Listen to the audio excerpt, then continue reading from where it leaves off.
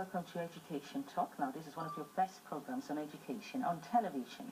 Now, from teachers to students and how to help even those in the academies and government officials. We are discussing the challenges and bringing solutions to these various categories of people involved in education.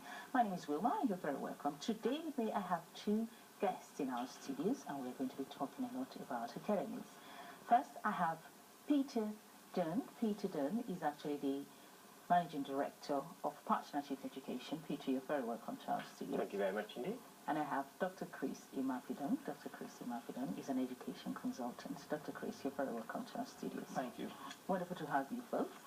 Now, let's start with Peter. You've done so much. Looking at your profile, Peter has 20 years teaching experience, encompassing all phases, departmental and leadership roles, followed by 19 years advisory and senior management positions in both local authority and private sector support services. He has served as head of education services within a local authority. And Peter Dunne is also helping setting up schools of excellence in the Middle East, Far East and other countries. Quite a profile there. Thank you.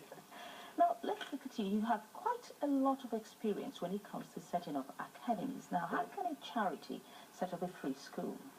Right. Okay, there's a number of issues here. The first thing is that the government, and we have to acknowledge that it was a previous Labour government and it's been supported through this administration, and we understand, irrespective of the elections, will continue to be supported in future years. The Academies Act that was established is an act under which all schools, which you've heard about perhaps, free schools, university technical colleges, special schools, alternative provision. The Academies Act is established by Parliament to enable a group of people, an existing charity or a new group of people, to open a school which is deemed an independent state-funded school. And in order to become an independent state-funded school, you have to establish a charity. You may not have done so in the first instance. You might be parents, you might be a church group, or any other interested group, perhaps even employers, who would like to establish a school. And the first thing you need to do is to set up a trust. Once you have a charitable trust, you are then able to, submit an application to open a school.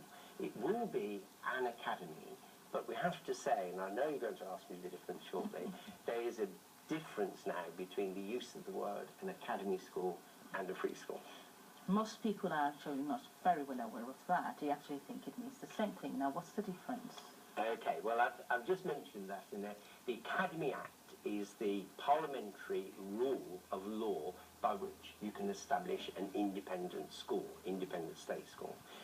We use the term now, academy, to mean an existing school which may have failed and has been taken over, offered support to become an academy supported perhaps by a successful school. Equally, there might be a successful school that wants to convert to become an academy.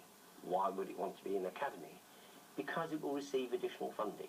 It will receive probably about 12% more money that was previously held by the local authority, and there are certain freedoms that come with being an academy.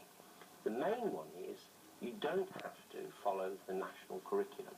You do have to follow and provide pupils with maths and English and with science and with RE in a mainstream, but there are other freedoms.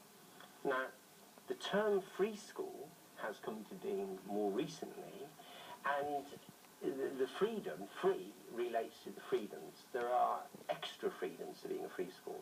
For example, you do not have to employ qualified teachers. The only person that needs to be a qualified teacher in a free school is what's called a SEMCO, someone who deals with someone with special education needs. A free school has the freedom to alter the days of the week that it's open. You might choose to open on a Saturday and close on a Wednesday. You can have a longer school year, 40 weeks instead of 36 to 38. And indeed, you can teach a totally different curriculum. Some of the most exciting free schools at the moment are 16 to 19, where employers are working, like JCB, for example, the construction industry, are working with local authorities, teachers and other groups to establish completely new schools because they want to see young people getting work-based skills so that when they leave school they don't just have an A-level and a BTEC, they do have work readiness. They understand what it is to go to school. And to help them with that, they've altered the school day to be from 8:30 in the morning till 5:30 in the evening, which is a very long school day. Interesting. You know, so a free school then, as distinct from an academy, has all these extra freedoms. But free schools, are they